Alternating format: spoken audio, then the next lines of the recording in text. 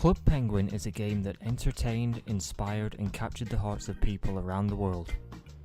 From its humble beginnings as a simple interactive chat room to the bustling online world that it became in later years, we're going to take a look at the story of Club Penguin. The first iteration of the game came in the year 2000. Experimental Penguins was created by new developers Rocket Snail Games based in Kelowna, British Columbia, Canada. In this simple game, players would control a blue penguin as they waddled around various rooms that were mostly empty. This was more like a chat room on steroids rather than a game. I personally remember playing this during my primary school days in Sheffield, England. I would access the game through ultimatearcade.com during IT classes when I was around 7 years old.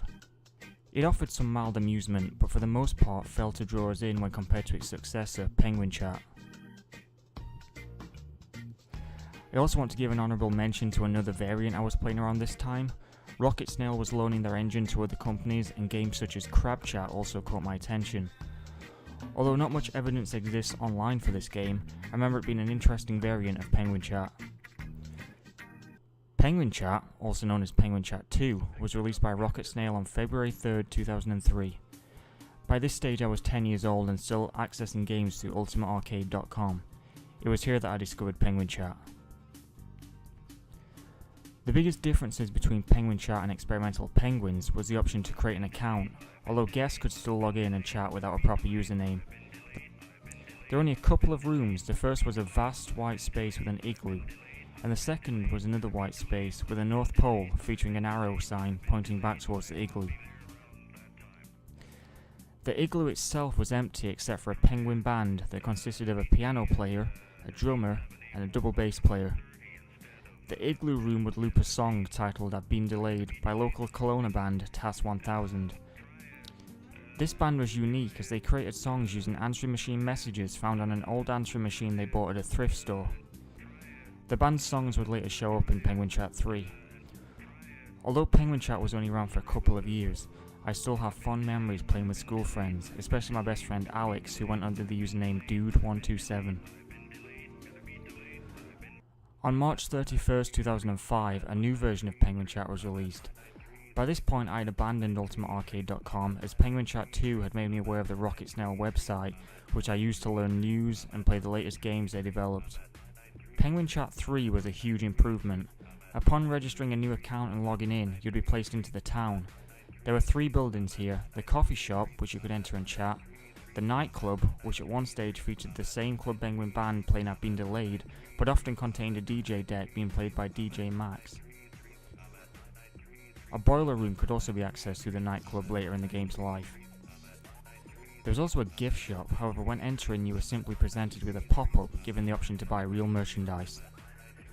Other features included the ability to throw snowballs, although you could not aim at specific targets.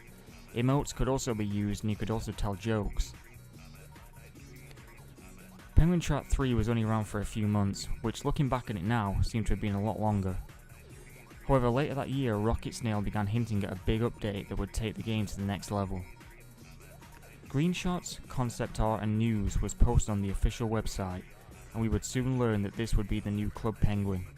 A construction site was added to the right of the Penguin Chat 3 town, and later a construction hill, which were essentially blank snowy rooms. One contained a crane in the background which would allow the player to wear a construction worker's hat when clicking it. Players could also ride in yellow snowcats and generally act as though they were constructing what would be the new Club Penguin. Club Penguin opened for beta testing on August 22nd, 2005, and I was one of the lucky players chosen. For some reason my friend Alex, who was still playing at the time, did not take part, although he later played under his Dude127 username.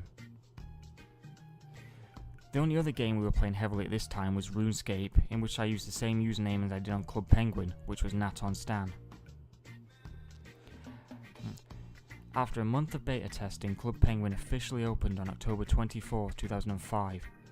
The beta testers received the now famous party hat for their troubles, and other players could now play.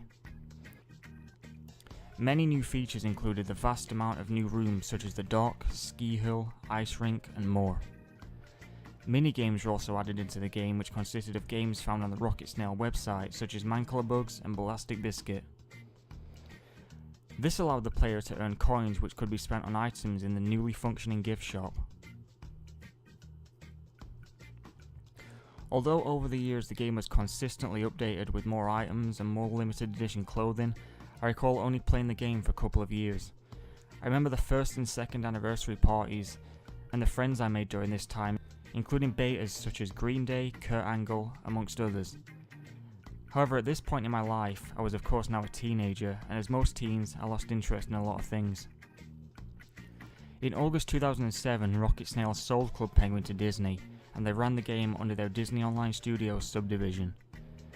Many players feel this is when the game lost its charm, with updates being constantly pushed out, paid memberships being heavily promoted, and the overall atmosphere as the game was being heavily advertised, bringing in more players. Disney also set about selling real-world merchandise such as action figures, spin-off games, plushes, etc., and it felt like Club Penguin had lost its appeal. Throughout the next few years I logged into the game around 4 times.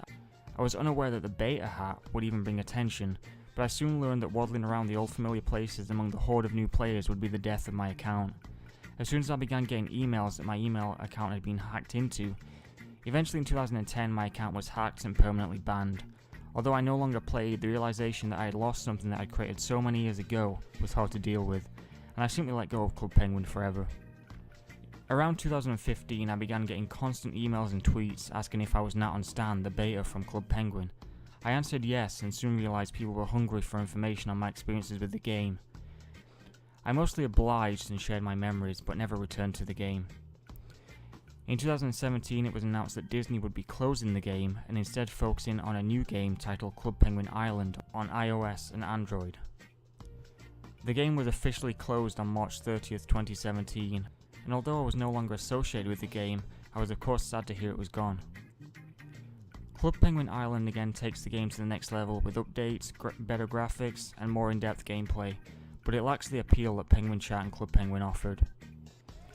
Rocket Snail themselves have recently gone in to create a new game titled Epic Snails, which can be accessed through Steam. Who knows what the future will bring for Rocket Snail, Club Penguin Island, or even myself and my relationship to the games. I want to share my experience growing up with these games, and share the joy that they gave me during my childhood and teenage years, and to let the community know that here I am, age 24, still talking about a game I began playing almost 15 years ago. Experimental Penguins, Penguin Chat, Club Penguin. Thanks for the memories, and waddle on.